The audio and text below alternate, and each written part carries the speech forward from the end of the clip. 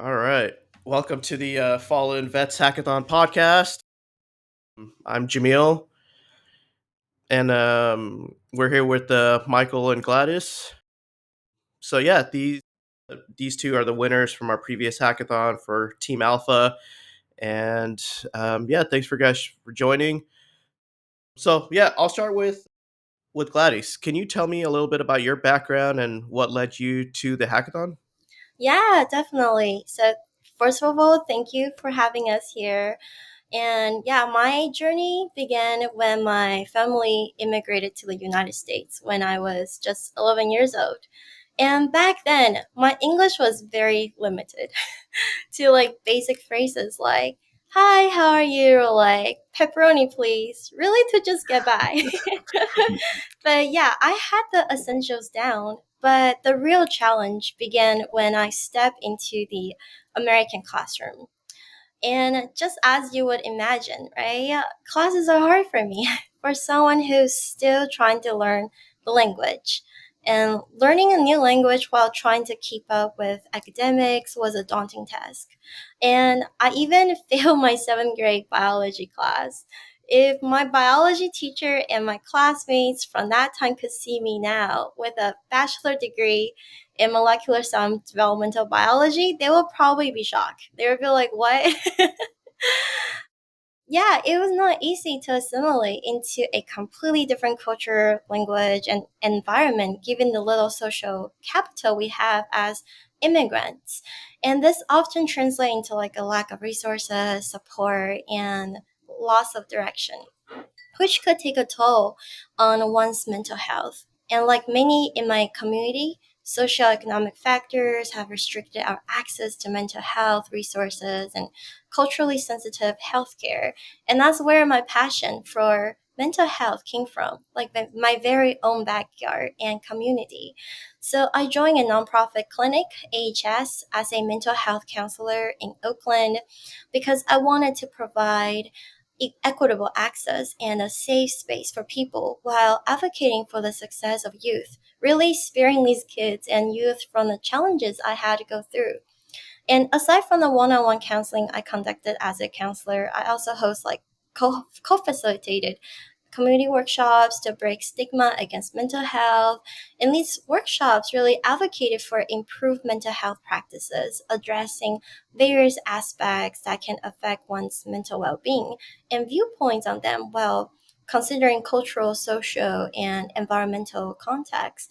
But I knew I wanted to do more, so I wanted to make an even bigger impact. And that's when I turned to innovation in the tech field, which ultimately led me to participate in this hackathon. And I saw app development as a means to create a solution with the potential to benefit people nationwide. And it's just my way of giving back and using my own journey of overcoming challenges as an immigrant as a fuel to drive positive change and in this community and this country that nurtured me into the person I am today. That's awesome. Yeah, from pepperoni please to hackathon. That's a great story. What a That was a journey. great story. Yeah. Definitely a natural. Michael would love to hear your background as well. I don't know if I can follow that. That was too good. Hi, my name is Michael Sigg, former Army veteran, 2002 to 2007. I guess the quickest background I can give, my grew up in LA, which is Lower Alabama.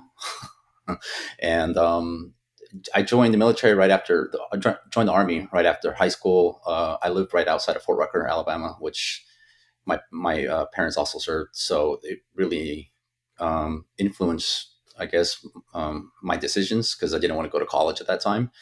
And fast forward even further, after my service, I went to defense contracting for a little bit and had a little bit of identity crisis, like probably millions of other vets. And just about 3 years ago, I got laid off, and I just wanted to think about where I was going next because I felt like the clock is winding down and I wanted to think about tech. And I love tech. And when I say tech, I mean, just generally speaking, I like to build computers, I like to play video games. And I kept saying, I'm looking for a career here because I think coming out like many other vets, it's really hard to find direction and when you're looking for camaraderie and community. And while I was yearning for that, I also had to realize that, the name of the game really felt like, to succeed here, I needed to push myself instead of just trying to get a cubicle job like where I was at as a CAD operator before. And I really appreciated that experience, but I went to a coding boot camp, Code Up in San Antonio. It was okay. But really what accelerated my where I am today, which I just finished an apprenticeship at Accenture here as a software developer, associate. I want to definitely highlight that part, associate. Is when I met my mentor, Matthew Shaw from Google at Google VetNet, and that moment, meeting him and him really taking me in, giving me the one-on-one, because he knew what it was like for coming out of what I did not know, thinking about concepts like big O notation and just algorithms, and just thinking about that, or writing about data structures, or conceiving those ideas of how to manipulate data. That wasn't in my wheelhouse until I started taking technical interviews, and I was just blown away. So now I am also a fellow at formation.dev, and that has really given me a lot more confidence trying to enter the industry, which is extremely tough. And I hope we can get into that today a little bit. But that's me in a nutshell. And I live in Austin, Texas. I should have said that from the beginning. Awesome. Yeah, I love the barbecue there in Austin. I have some Marine Corps friends there.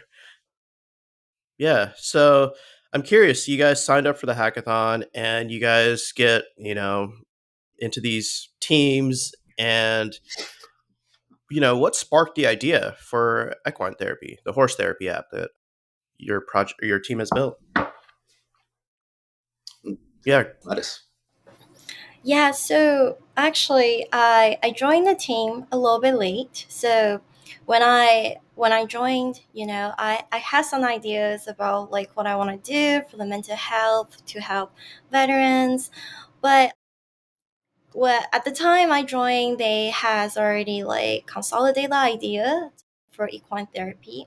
But what I love so much about it is that I didn't know what horse therapy is, and I got to do some research myself, and then I grew to like love this idea, and I love how we can streamline the whole process, so helping connecting veterans with the right services near their geographic area, and then connecting funding resources for third party providers. And it just so cool to me that it really is just so amazing that it really is developed come from like veterans' point of view, because I think I'm the only civilian here on the team, and I get to hear about their perspective. I read the notes they wrote from each team meeting. I get to see from their point of view and how like it's really created by veterans and for veterans with their unique perspective and what they need, and that's what I love about it. Awesome. Michael, were you kind of wrestling with different ideas as well? I remember Greg was saying that you guys were considering like a pill counter idea, or some other ideas. Yeah, curious to hear from your perspective on how you guys landed on the horse therapy app. Yeah. Prior to Gladys joining, I do remember us ruminating on a lot of ideas. And I think where it started to manifest was Greg initially had said, let's look at what the VA app actually has, the platform itself, and let's not try to do something that's already in place. And I think Greg was the originator of the idea, and he just kind of threw out equine therapy. And I don't think anybody had anything that was sticking at that point. And I thought it was very, very novel. And it drew me, the idea was drawn to me because it was like Gladys had said, I had never, I never thought about equine therapy.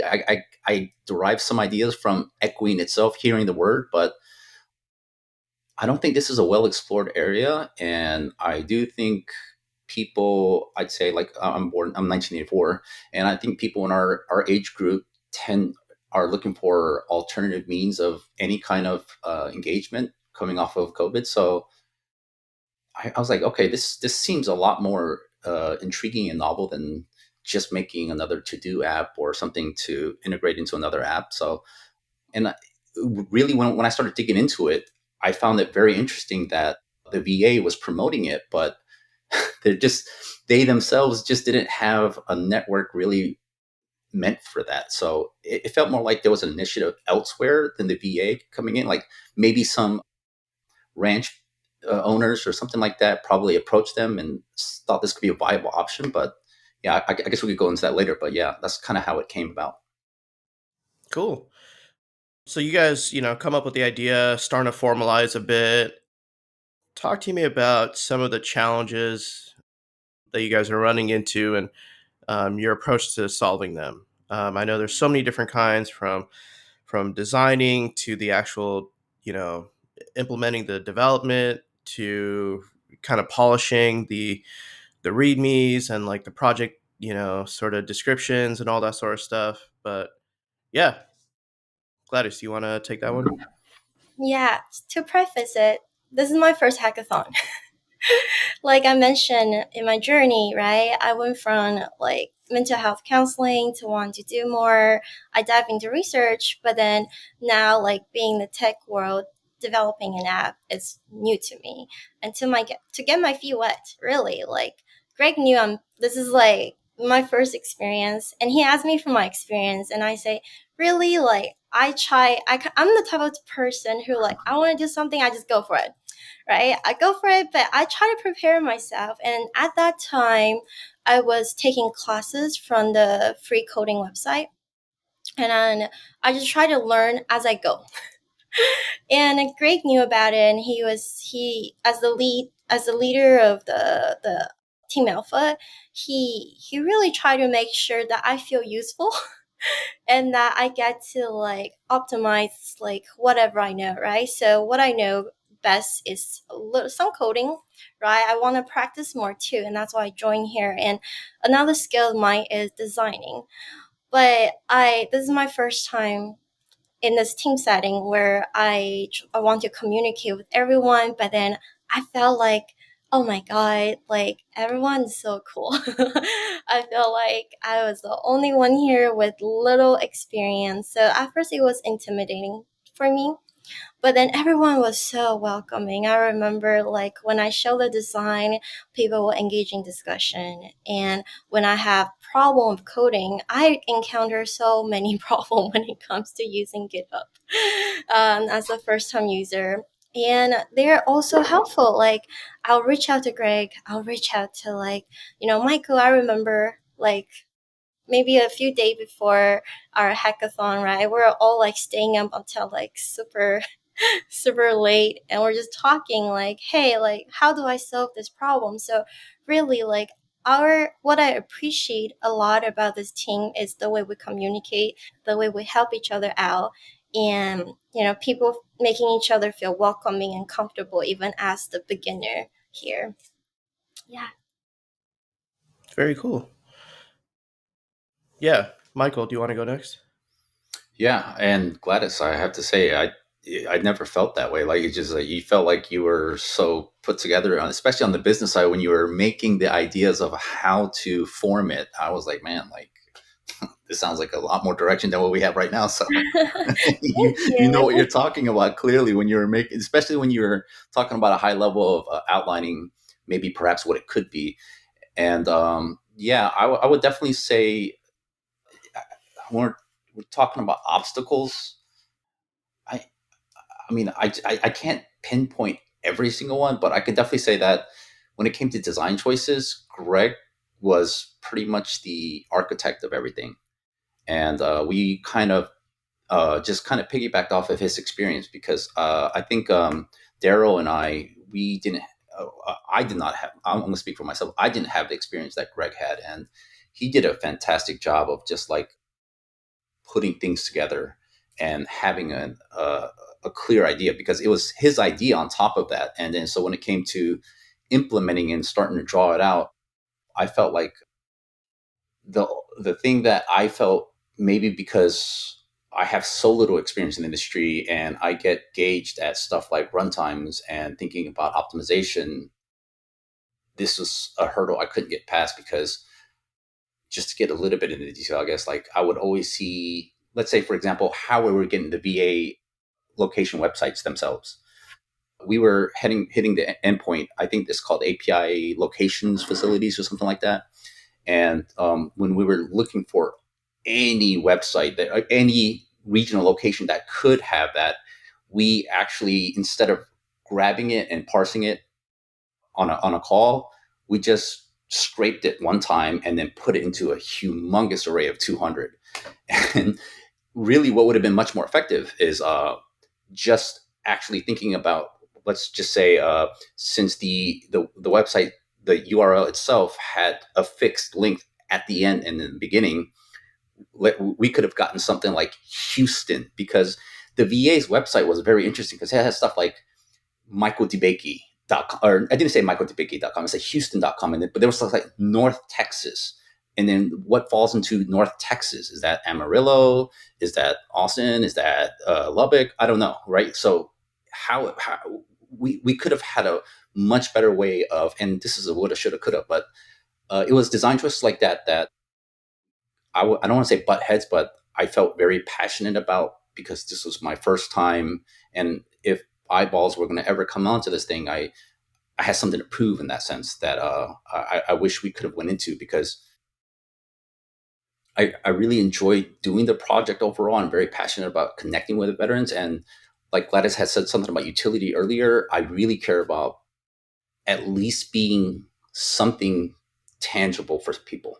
You know what I mean? Like, it doesn't have to be a standalone app that maybe it could morph into something, but the obstacles were always about purpose. I think it generally was always about purpose. Like, how are we going to do it? Because the idea was clear of what it was going to address in terms of like how we're going to what the subject was, equine therapy, but implementing the details of what our site was going to do, just having so many people and had so many ideas with varying ideas that 2 days just felt so daunting to distill down fast. you know? Yeah. Yeah. So in these moments of conflicts and just like challenges, what kept you guys pushing through? You're running into something totally foreign with Git, or something totally foreign with designing on Figma.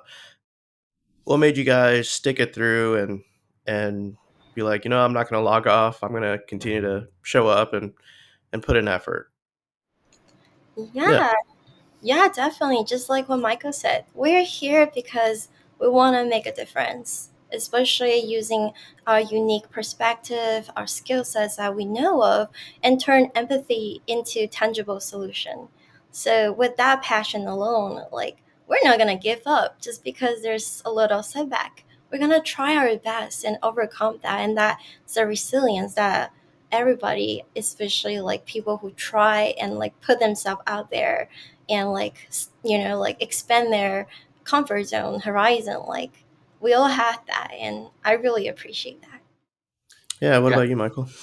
Yeah. Given moment, I guess I never thought about that because I'm just too bullheaded that I don't think like that. I mean, I thought more about failure than giving up of how bad I was going to fail.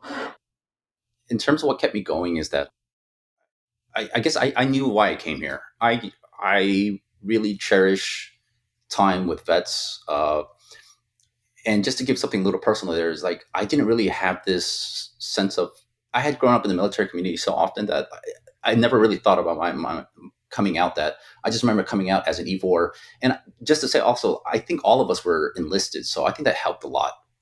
I didn't feel like someone was like, hey, I'm part of the NCO club here, pal. Go ahead and take a seat. Yeah. Greg was really good about that. And Daryl, I'm guessing too, probably was, I'm not sure what his rank was, but if the vibe never felt like someone was above another person. So that really helped out. And so we didn't have any of these moments of friction of like, this is my project, this is yours. And Nika also, she was great to work with, very easy. So there wasn't no give up moment, but what kept me going was definitely like, if when I think about like utility and I think about vets, I very much care about this community a lot, because I guess I've just come to a point where I cherish my time in service. I wish I would have done a lot better, if I were being honest.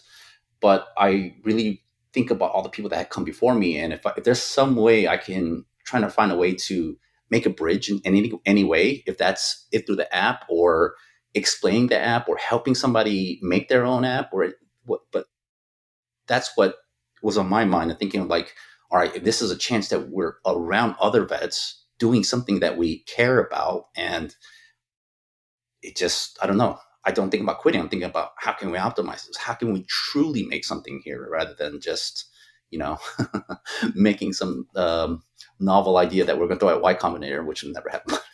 This is my opinion. Yeah. Cool. So as you guys are working through this, can you share some memorable team moments that occurred during the hackathon, whether it was with the VR space or whether, something late night?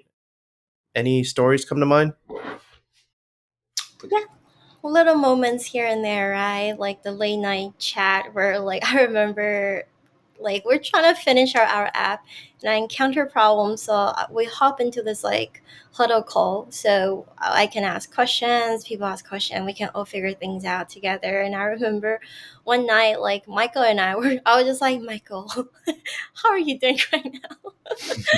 And really like we're just like there giving each other like support, and I really cherished that moment because like to be honest I was nervous, right? This is my first hackathon, and like just hearing these like like support and feedback from like Kanika, Daryl, Michael, Greg, like they're all amazing and like supportive. And the day of, I remember I was like, wow, like the full and like the whole like space there, it was so cool. Like I didn't know, this is my first time in a virtual space where you can present your project, your team effort together, and then seeing how everybody come together. And oh my god, we have live DJ there. Like who thought of that? Like that's pretty cool. So overall it has been a really like surprising, yeah, like really like positive experience for me. And I definitely recommend everyone, like all level, like even if you're a beginner like me who just want to, try it out, see, and then like do something tangible, like definitely this is the experience. Awesome. Yeah. I definitely remember that Gladys and I remember you that first time meeting you on that call, and yeah, I could empathize with you so deeply, or sympathize rather, because you were talking about how nervous you were, and this is your first time. So I definitely remember that a lot because when you share your experiences and your imposter syndrome, like that's so prevalent that I don't know. It's just kind of surreal that I could try to interact with someone else on the other end because I thought it was only me. It's usually one way. It's like it's me having it and someone else is consoling me, right? So it felt. I really appreciate that moment because it felt like I could connect at that level of where you were coming from, Gladys. Mhm. But another moment I could definitely share was definitely. I think it was like we were halfway in, as in day and a half. I'm not quite sure, but there was a point where Greg and Daryl were really going into thinking about the site layout. And I believe Gladys had already made kind of on Figma what this was going to come out to look like. And just like I alluded to earlier, I was thinking about, okay, well, how would we implement the actual features in code, right? And I would definitely say there was quite a bit of friction, at least from my end, and not intentionally in that way, because it started off very, very innocuous. Oh, that's nice, that's a great idea, and we started getting into a little bit of, let's say, server calls and using methods on strings and arrays, and I was really hell bent on that, and I was like, hey, we're already, let's say, already into a loop, and we're already nested in so many times. Why do we call these instances? And maybe that's just how junior I was because this was an MVP. But what I appreciate about that moment is that that was my first time actually being in a production setting where people cared enough that they were willing to hear that idea. You know what I mean? Because typically I'm doing a side project on my own, or maybe I do something with my boot camp, and we're just trying to get across the finish line here. You know what I mean? It was just, tomorrow it's over. And here, I could definitely tell everybody was really in it to win it. And that moment right there really made me feel like this must be what it's like to be in a production team. Like at a smaller scale, but where people have butting heads and get along and try to integrate as much as they can with each other. The outcome of that was they listened to my idea, and I think we ended up putting to, let's just say again, using that because Adriana had made a big point about that when she gave us the critique about the website. We had literally 2,000 on on that list, and we just threw it into a set just to take all the unique IDs. And I was just like, hey, the server has memory, so we can't just be putting stuff like that up there. But it was really, I really appreciate that moment because I had never experienced anything like that yet at that point. Very cool. So you Yeah. guys, obviously bring such diverse backgrounds into this team. What would you say you got? What strengths did you guys bring in, and how did you guys play into those strengths? Yeah, so I feel like for me, my strength definitely coming from like the academic side of me where I love doing research, and I suggest the user data. So I create a survey. We try to survey some veterans before to like get an idea like what are you looking for in this app, and like how can this be useful for you, and like what can we do. I want to hear from their perspective because again I truly believe like these are the things we try to do. We're trying to connect and meet unmet needs and then try to create a solution that's useful. It's not just an app, it's a solution, right? And that's why the user data came from. And then also another side of me is that I love designing, and I just immediately I look at the app outside.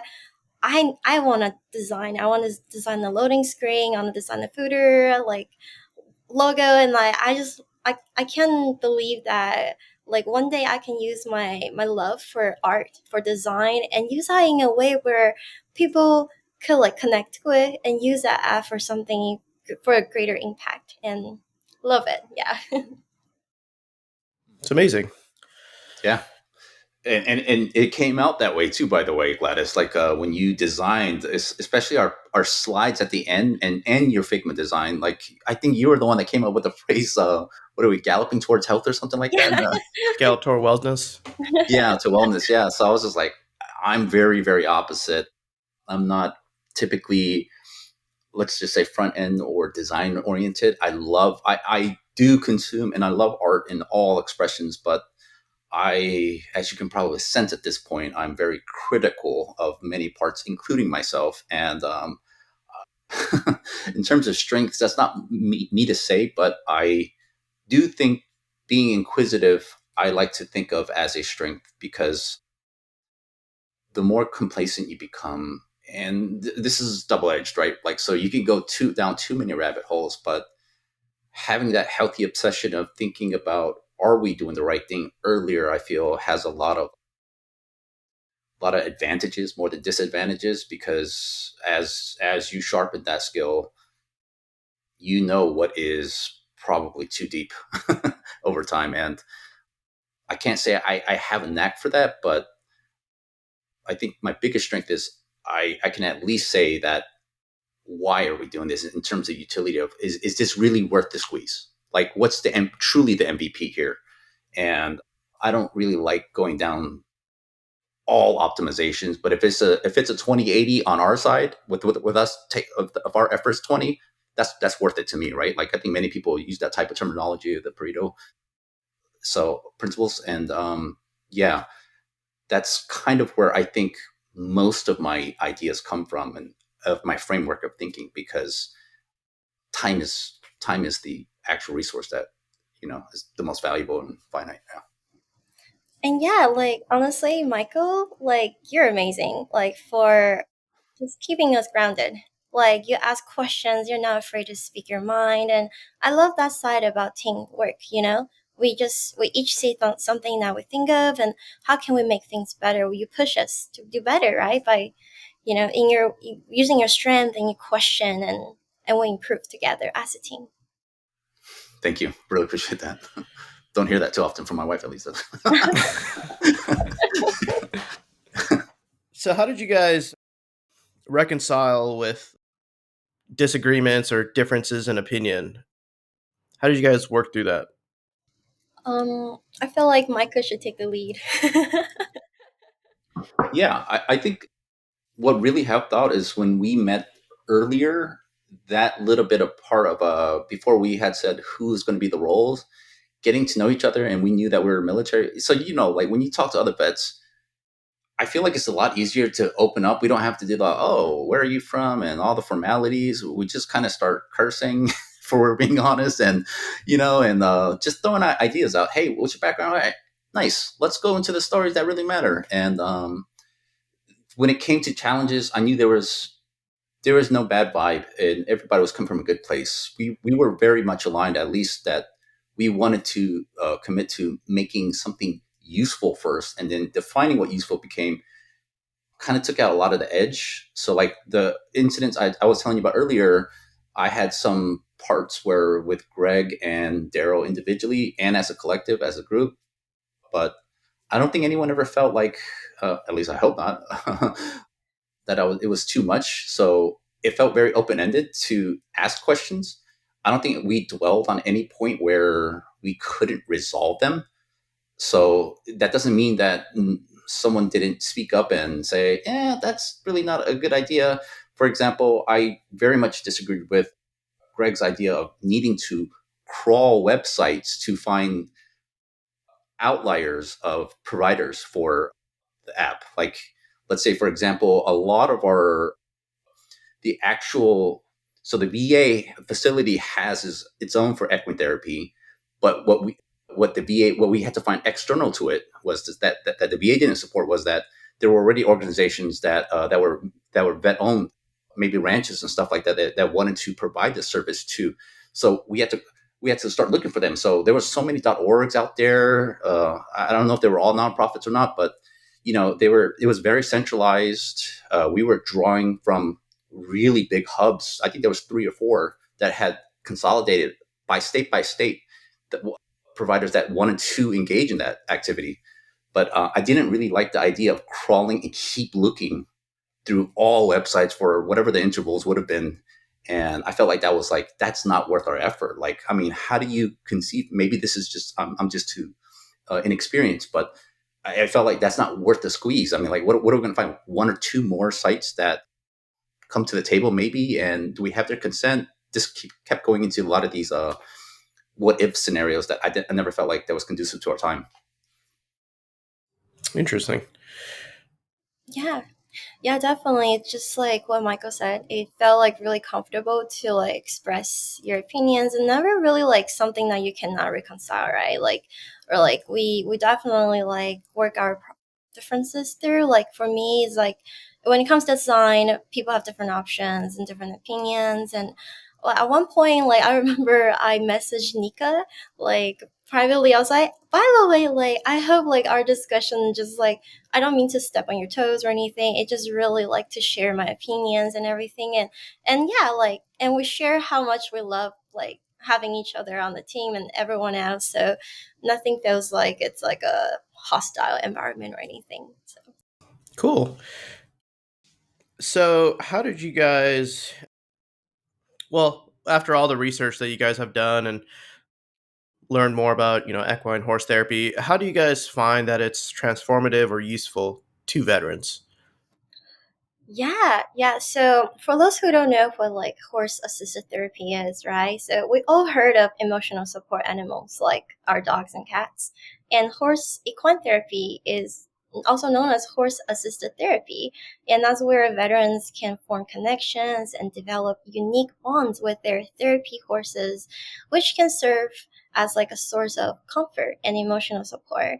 And honestly, we found it transformative. At least like when I did all the researches and there are so many different benefits, and like just to list some of them, right? Like equine therapy takes place outdoor. It provides veterans with a refreshing break from the confines of traditional therapy room. And this change of environment can be therapeutic itself, right? Allowing veterans to connect with nature and experience a sense of freedom. And also, it's not only just about riding horses. It also involves caring for, grooming, and leading the horse, which foster a sense of responsibility and accomplishment. And these activities can boost veterans' self-esteem and provide a sense of purpose. And for those who, struggle with visible and invisible wounds, equine therapy offers a safe space for them to express emotions and work through trauma.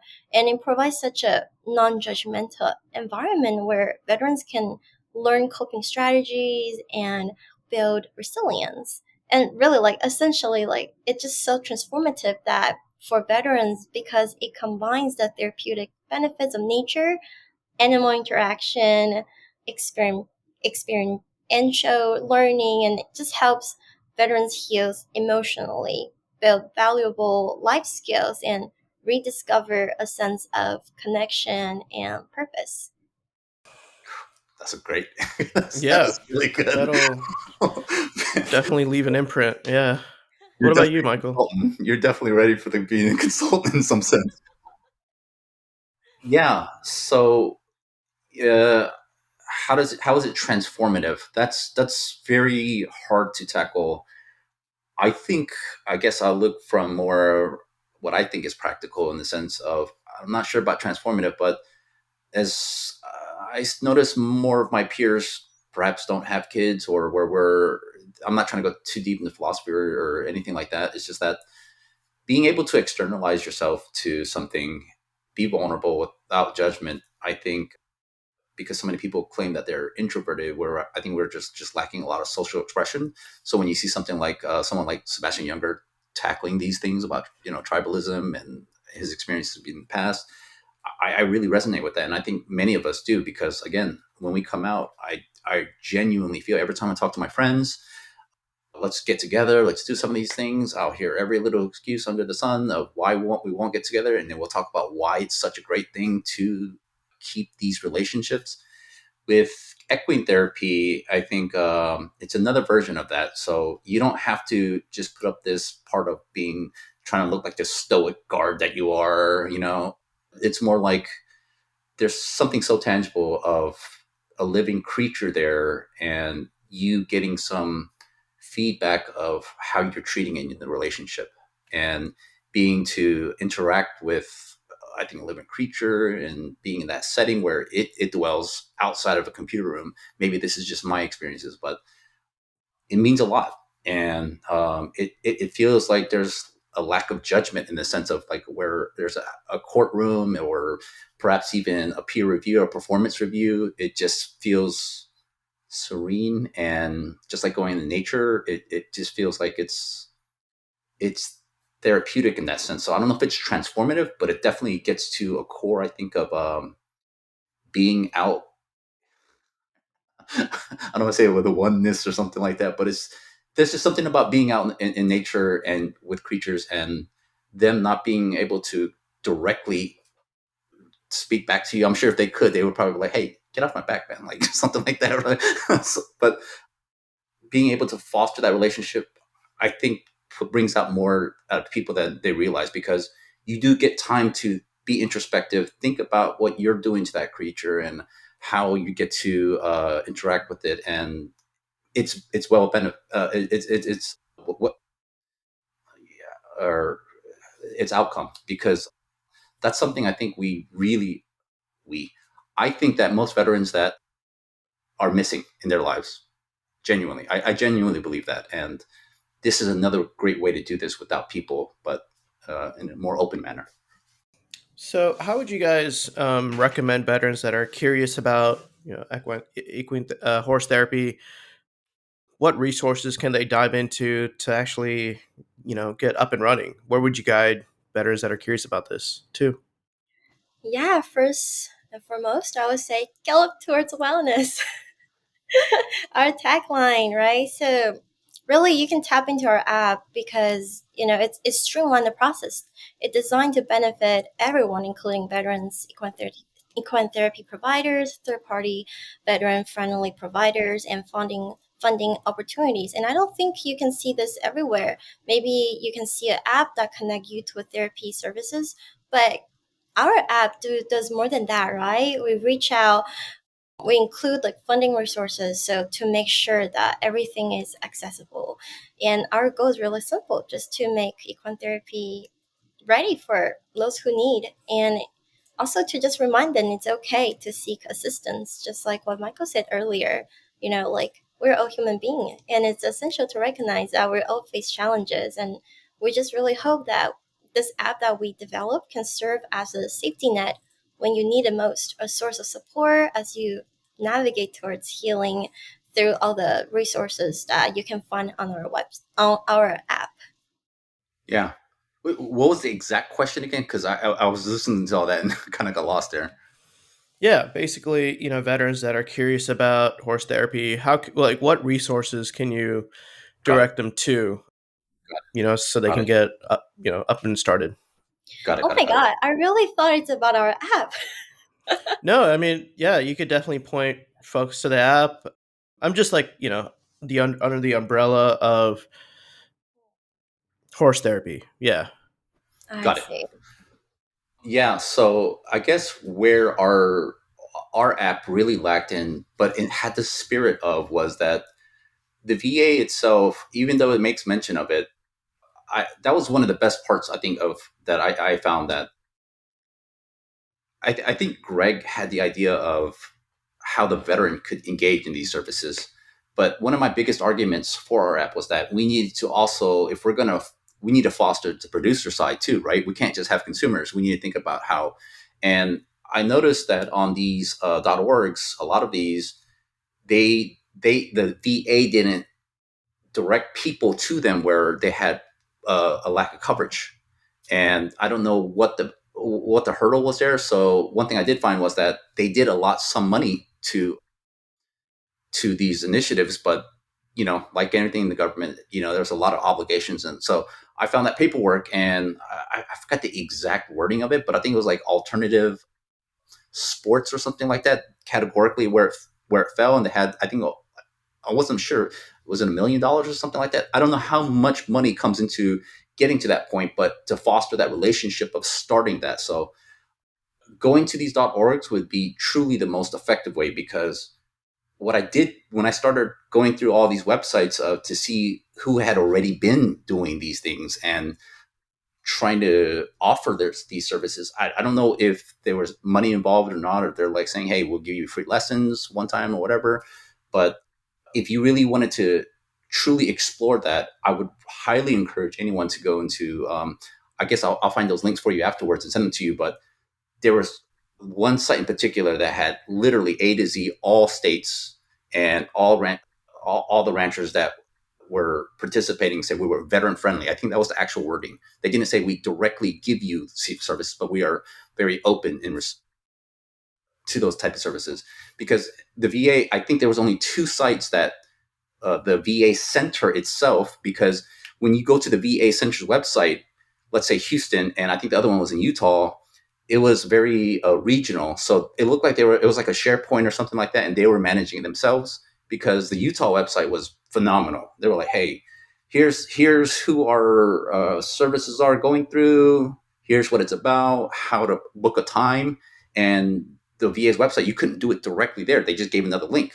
And then on the Houston, same thing. But every other place, they said, we do participate in the service, but they won't give you any resources. So really, I think the biggest way, and what our app wanted to do initially, was have Google Maps and say, okay, hey, if you give us something near that facility, if you're looking for that facility, we'll try to draw a circle or radius around it and say, hey, even though there is no VA direct support from equine therapy, we do have people that are veteran friendly in this area, blah blah blah. But I just, it was my idea, but I just didn't have enough skill set yet at this point to start mapping what that application could look like. I brought in Google Maps. I wanted to draw in circles, but of the radius, and like, was it going to be only from where they share their location? What if they come through a VPN? What if all the what ifs coming in? And I was so inexperienced with React at that point. But that's another part I would really like to appreciate to explore, because that's something going into other apps I think would be very, very useful, right? Like, I think this is a very common feature in others, but yeah, if you really wanted to get down that, those .orgs are definitely the way to go get into it. And without a doubt, I'm sure there's providers that are not listed there in your area as well. Awesome. How did you guys come up with the tagline, Gallop towards wellness? Really, it's just playing with the word and using my creativity, and just I love having fun with words and just puns and everything. So I just thought of it as Gallop towards wellness with a horse theme. That's awesome.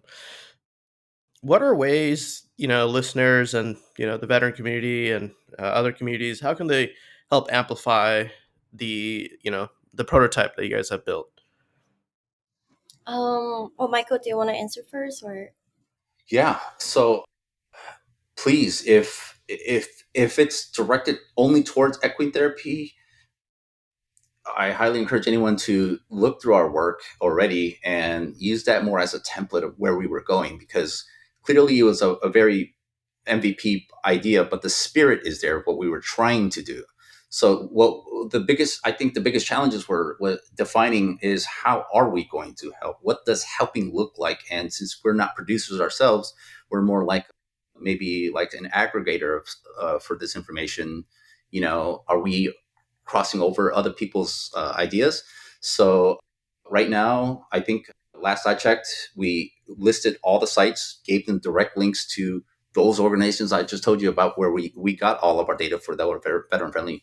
So I really think there's a lot of ideas that we could go in for an application for producers forums. I was very much an advocate of, we need to, if we're going to make this a bigger app and really truly have more impact, clearly we need more producers along. They can share the message just as much as ours, and they're already attuned to the service. We're not. Like, I don't have a ranch. None of us here seem to be ranch hands in that sense.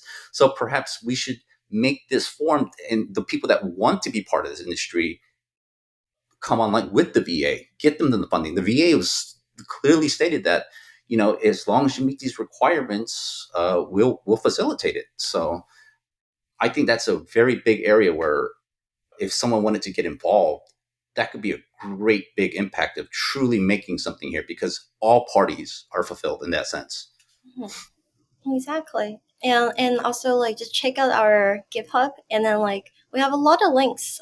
We included a lot of resources link that you can also get to know, like, where we draw our app ideas from, and all the resources and all the other website you could check out.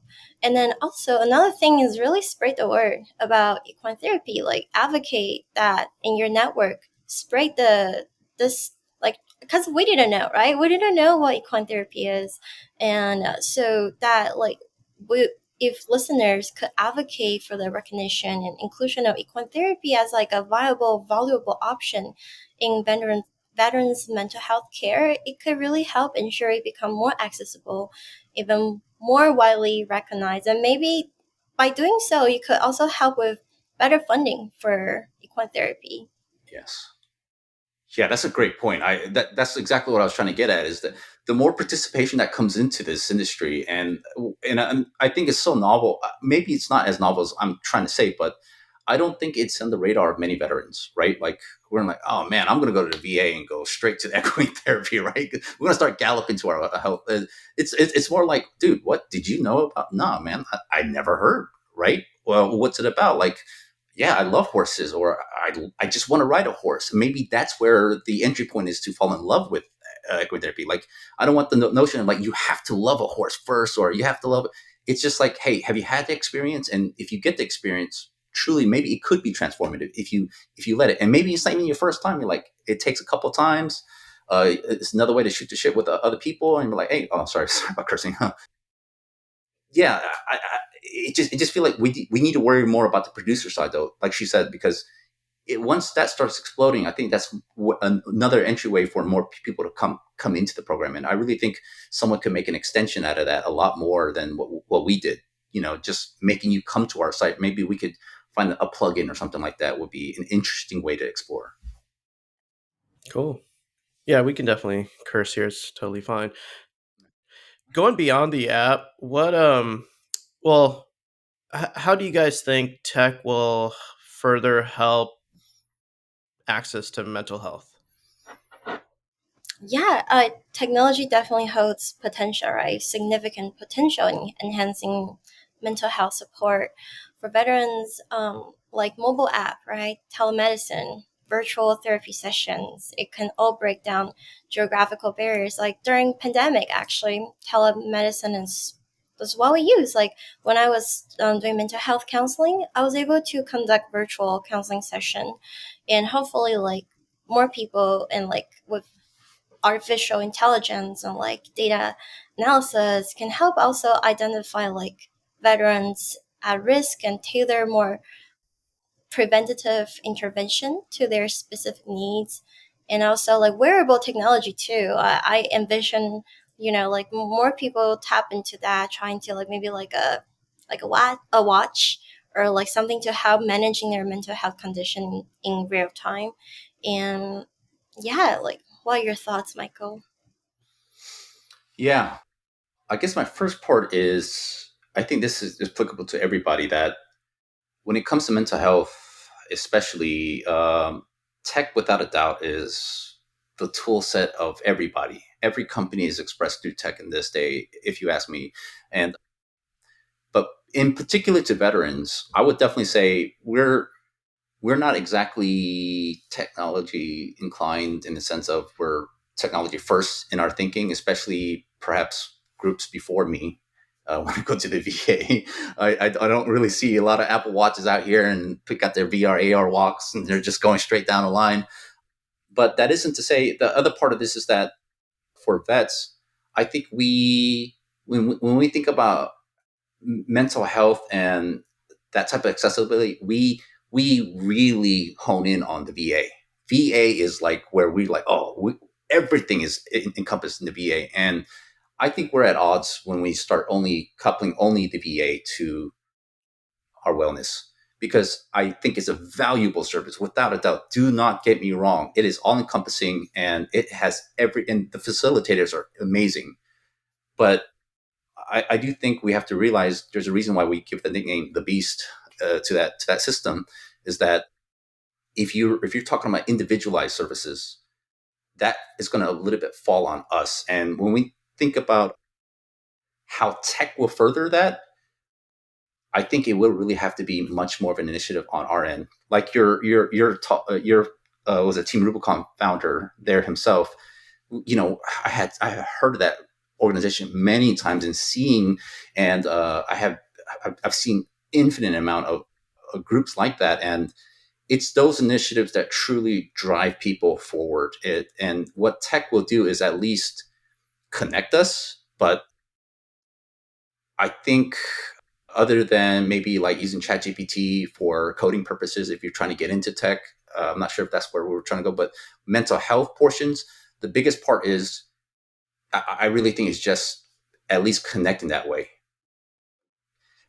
Maybe it's through these calls or talking individually, but what we have to do is use the technology to increase our engagement physically. I really believe that if you're not in front of somebody, not all the time, but a good amount of time, that relationship dwarfs a lot more. And I'm sure if anyone's part of the self growth type, when you listen to someone like Tim Ferriss or something like that, this is well explored territory. So I really think what tech is doing is it's enabling us, but only those who participate. And I really want to say, my friends and peers, I feel like they see tech as just a Google phone, a search, and then just be done with it instead of thinking about how to utilize it to go further with it. You know what I mean? It's just, here's a search site. I'm going to go to this place, end of it, Yelp, whatever. And they don't think about like, okay, how can I get individualized services and go the extra mile? And perhaps where AI tools would help more is that they could talk to it, because I noticed that they don't like typing a lot. They don't like going the extra distance on their phone. Yeah, absolutely. Just like what Michael said about like this is about how we utilize tech. Like technology itself can create impactful solutions, but how can we utilize that? And one thing like I think we touched upon like previously is like how can we gather the voice of the user and then like try to amplify that like what Michael just said, like some people they don't really use tech, well some people use like computers in different other ways, and other people are on like different levels of like technology like abilities, right? Some people don't even know how to use iPhone. So what can we do to really tailor to the needs of the people we want to help? And that's why following vet like this hackathon is really amazing because it gathers veterans around the nation, and they try to think about like what I like from my perspective, like what I need and how can I relate to like a bigger population, like bigger community, like what if this is what I need, like I bet if this is what like their needs, right? I bet it's like 1,000 more, like thousand more people going through similar things gonna need the same thing. And that's why it's so cool to have tailored technology to like as a tool, to tailor to a specific personalized needs. I want to double click on that too, Jamil. Like, I want to Yeah. thank you very much for this event because I Yeah. think what we get in our own ways will. I doubt any of us would have came in here just to be like, "Hey, you want to meet other vets?" No, I doubt that.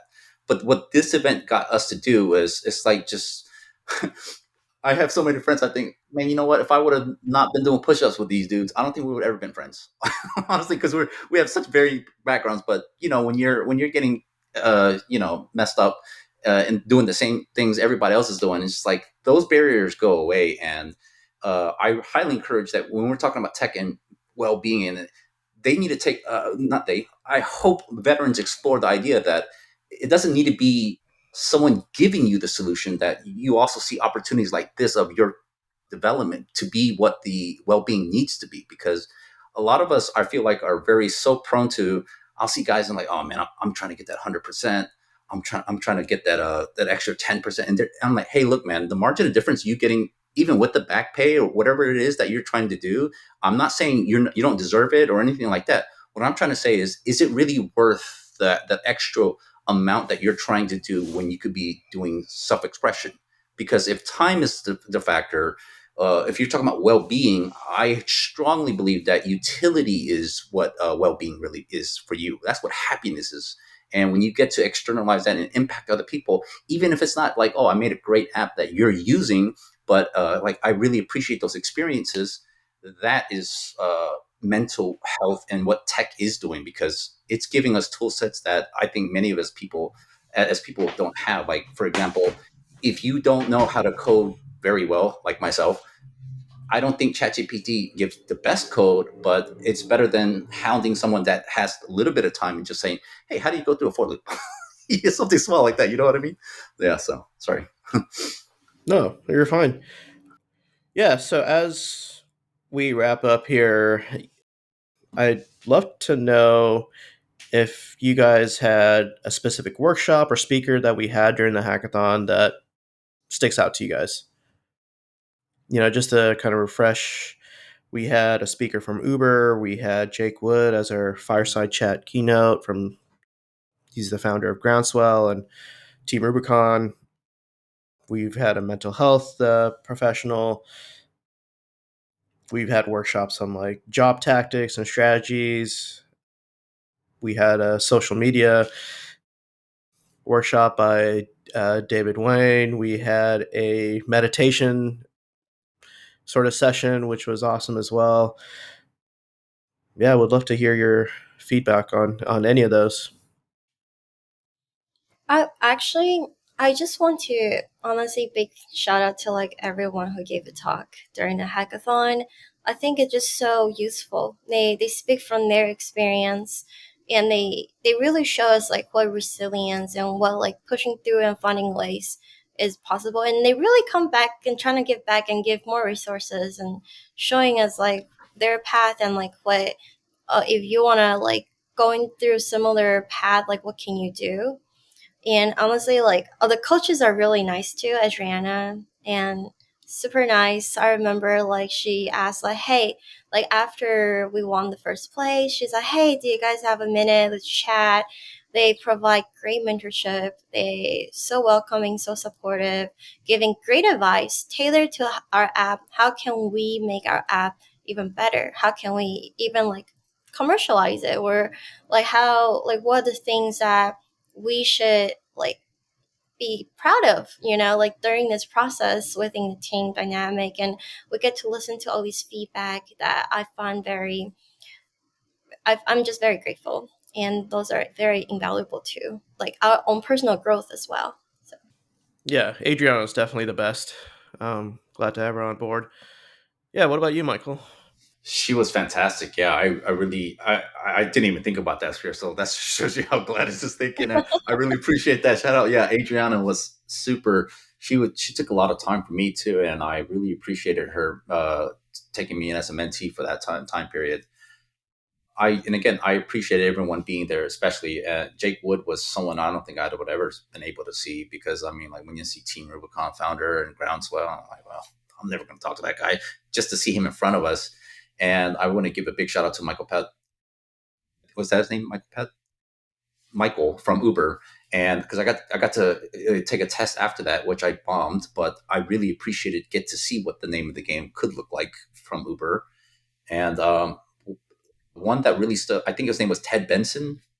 That was the AI guy. And I really, really, really liked his talk because of how relevant it was at that time. But really, it's the way he talked about himself and the market, like where he was in San Francisco, and how he was like saying, "Hey, man, I really drink the Kool-Aid around here," and that type of terminology was really refreshing. And chat agents was not something I had really thought about at the time. I had heard a lot about, but him talking about it and how he was using it. I think it was his app was Steam, something like that, Steamship. Steamship.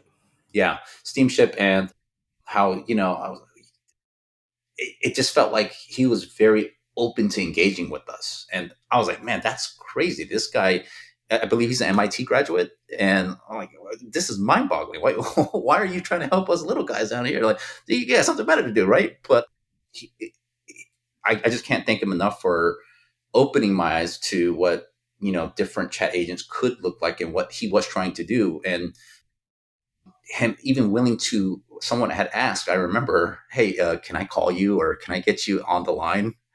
And I was just like, man, you should not be asking that question. But he was like, yeah, of course. I'm being on a flight. I'll help you out. Of course. Yeah, no problem. And just, it really, since he wasn't part of the military, it felt so refreshing to see someone just not thinking about where are you from, what this is, or anything like that, and just pure engagement. Yeah, I really appreciated that. Yeah, absolutely. Yeah, as we wrap up here, do you guys have any takeaways for our listeners regarding the hackathon, your experience, the development experience?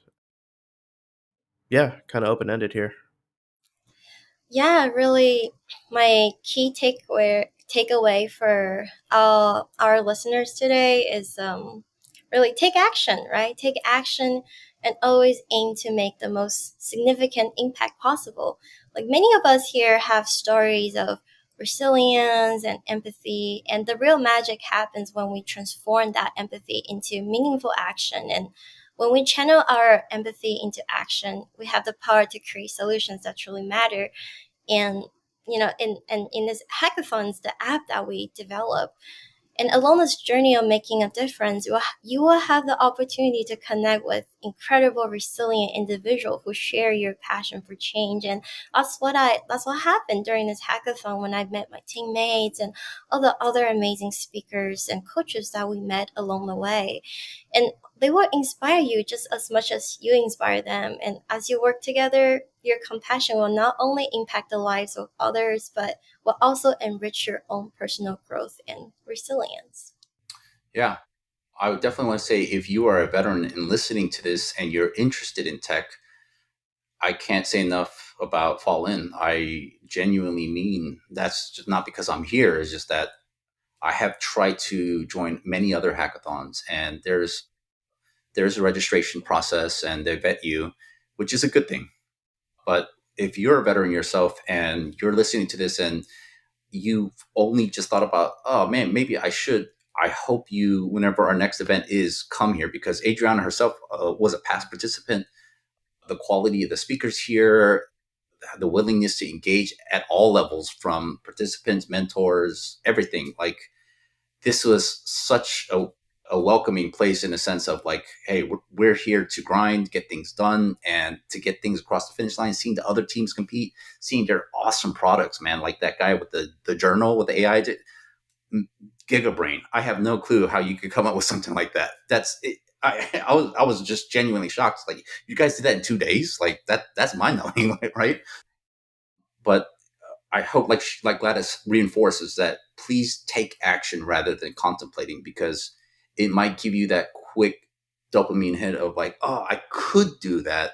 It's a very different story of coming in here, and I think this was a fantastic event of being able to express that, because I learned a lot, and I'm guessing many people here would probably share that same sentiment. But you don't have to be a Google coder level person where you could just make everything like constant time, but or even think or use that terminology. The whole idea is at least getting an idea together is very meaningful, and I'm sure Jamil could attest to this much more. Is that getting something off the ground is way, way, way more than shoulda, woulda, coulda. Yeah. Thank you for that. Awesome. Well, yeah, I appreciate you two coming on, and this was a blast, and super stoked for our next event, and hope you guys will check out our future events. Yeah, thank you so much. Really Yep. appreciate Thank it. you.